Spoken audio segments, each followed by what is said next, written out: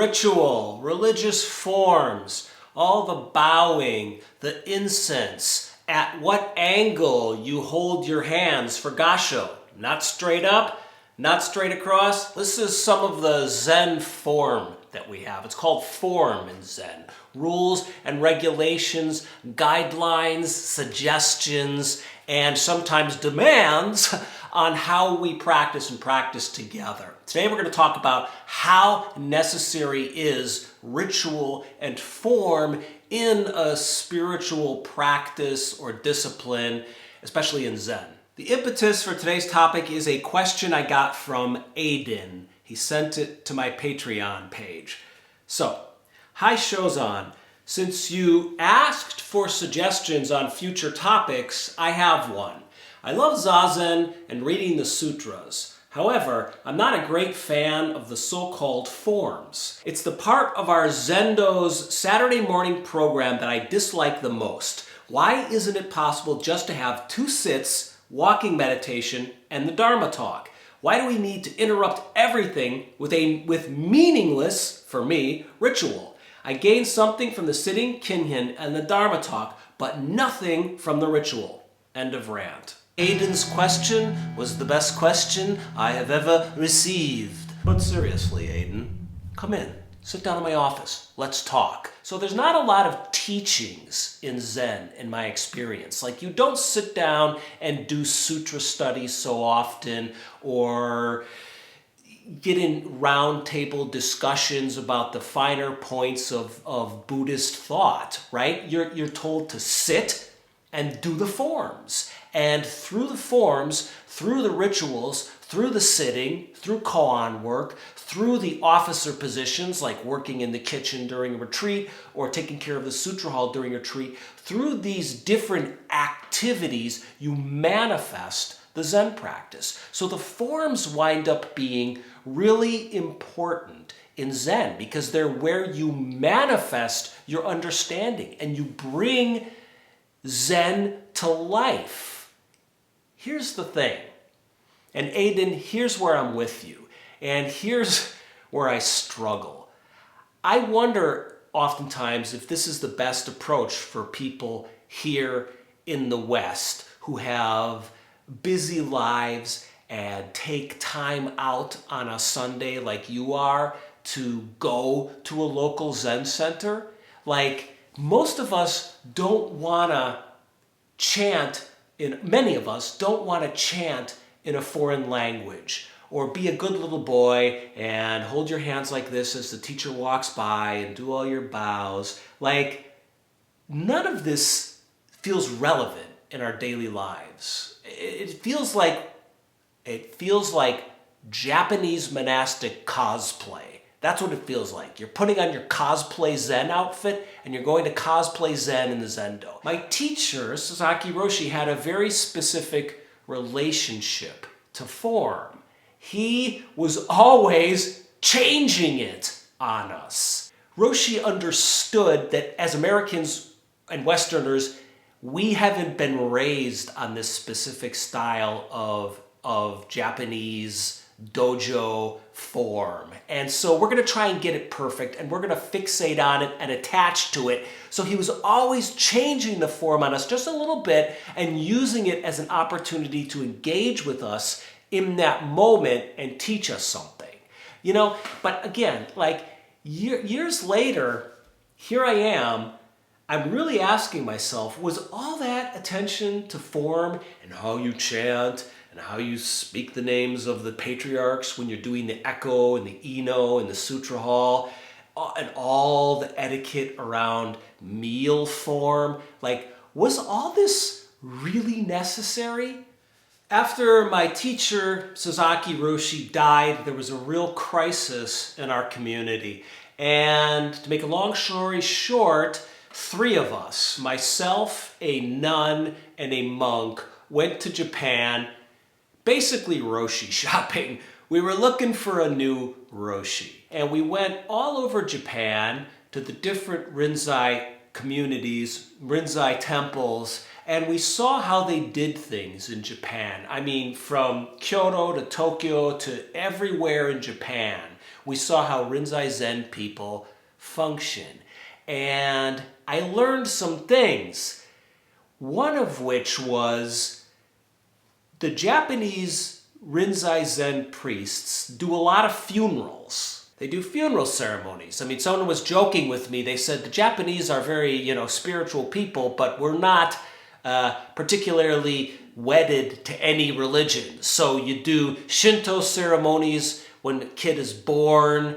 Then for marriages, you do Christian ceremonies, and then the Zens do the funerals. So what I learned is that the form is really important in Japan because only the Zen monks know how to do these chants for funerals, know how to do the chants over a period of time after someone's died. So in a lot of the traditional Japanese households, they'll have like a little altar there if your grandpa's died, and the Zen monks will come in and they'll chant, every few months for a year or something, right?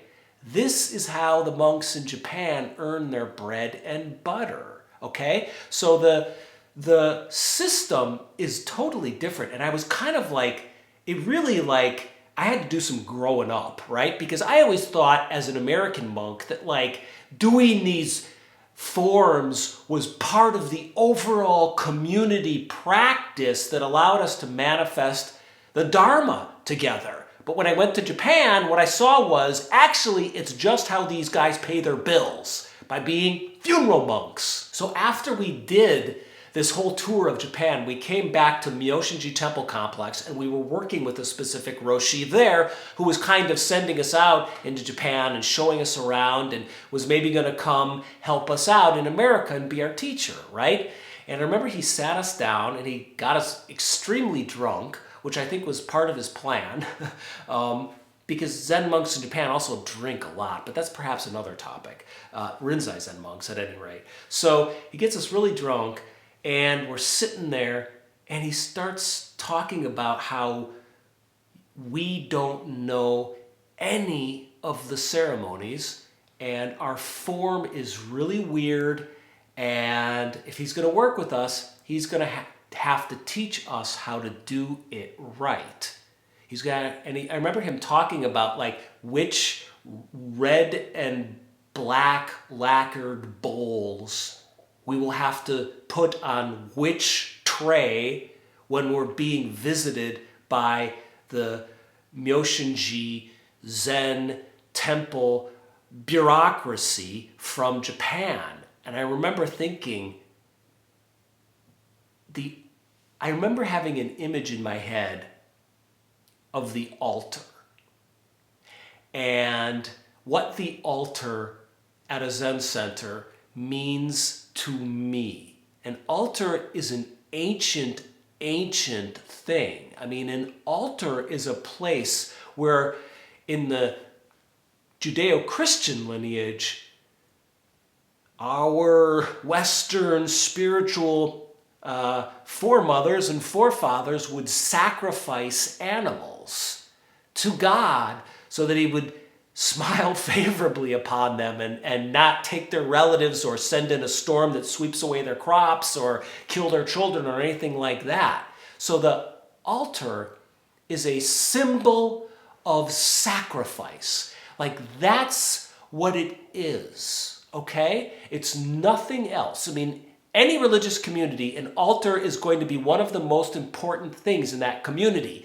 And when we're talking about form, the form around an altar is going to be some of the most severe and specific. So for example, this Roshi was telling us you're going to have to get the exact right lacquer bowl on the exact right lacquer tray and set it in the exact right spot on the altar when you're visited by the high-end priests from Japan and America, as you will be if we start working with you. But fundamentally, what the altar is a place of sacrifice. And I did not ultimately go on to work with this teacher because his values and his philosophy didn't align with mine. I had done 13 years of learning what goes where on the Butsudan and on the altar. I didn't want to learn that stuff anymore. I wanted to go out in the world and have every situation be my altar, upon which I sacrifice what? Myself. That was the practice that I learned from my teacher, Sasaki Roshi. That's what the form meant to us. It was an opportunity to dissolve our ego, to dissolve our boundaries into a situation, right? But you don't need a special form to do that. You can do that at the grocery store. When you face the person at the counter, instead of putting up this psychic wall of like, I don't want to receive your germs, either your like spiritual or your emotional or your physical germs, right? Because that's oftentimes what I do when I'm in the grocery store. I'm like, just get me out of here, just get me out of here, right? You can practice in that moment. That moment is your altar. That counter at the Bila supermarket is my altar, where I turn, I face the person, I straighten my shoulders, I give them my full attention, and I sacrifice my ego. So every moment is the altar. The forms teach us this in a very subtle way, in a very important way, and in a way that you may not receive this teaching, especially if you hate rituals and you hate forms. You may not be able to get this teaching in any other way, but that's essentially what the forms teach, is like altar practice. So whether or not you find a community that you can like give yourself to the forms to or not, and the rituals to or not, this is ultimately what those rituals and forms mean. And in my own personal opinion, I think, at least Zen practice, I think in America, we've got to find a way to move past some of these more anachronistic temple practices that have been inherited mostly from Japan, but also Korea and some Chinese temples in some cases. And by the way, I know people who practice in Korea at Zen temples, and there's far less form in the Zendo, I've been told, than in Japanese temples. So, and most American Zen comes from Japan. And so we've just inherited a lot of this cultural stuff that, you know, as I talked about earlier with the funeral practices in Japan, really isn't relevant in America. So, you know, it's going to be some give and some take for an individual entering a Zen community who hates rituals, and for the whole American Zen community itself, to try and figure out some forms and some rituals that are more indigenous to America and organic for Western practitioners. I wish us all luck in this. This isn't an easy practice or process, but overall, I just hope I've been able to communicate altar practice. Sacrificing yourself on the altar. And form is about learning to give your ego completely. That's all it is. Giving your ego away completely. Giving yourself away completely. And paying attention within a situation. Right? Form teaches you how to pay attention to the way you're bringing your hands together. The way you're standing. Right? The way you're using your voice, the way you're eating. The forms are really important, and they can't just totally be thrown out, but they can't be slavishly followed and absorbing so much of your practice time and energy either. It's a bit of a koan. Good luck solving it. I hope you got something out of today's video. Thank you, friends, for joining. I'm getting more subscribers on here, which is really exciting. If you like this video, subscribe! It helps me rise in the algorithms or whatever. It gets these videos out there. And if you hit the like button, that helps too. The notifications button, all that stuff. Also, Patreon. I have got a nice community over on Patreon. I got this question for today's talk over on Patreon. There's a lot of really smart people there. I don't always answer every question or respond to every post that people make, but I oftentimes do because they're really thought-provoking, really intelligent. There's a really nice little community there. So join me on Patreon. The link is in the video description below. You can also support me on PayPal. I'm doing this more and more as my main gig, and I love and appreciate your support. So thank you. Next time you see me, I will be in America for Christmas. Ciao.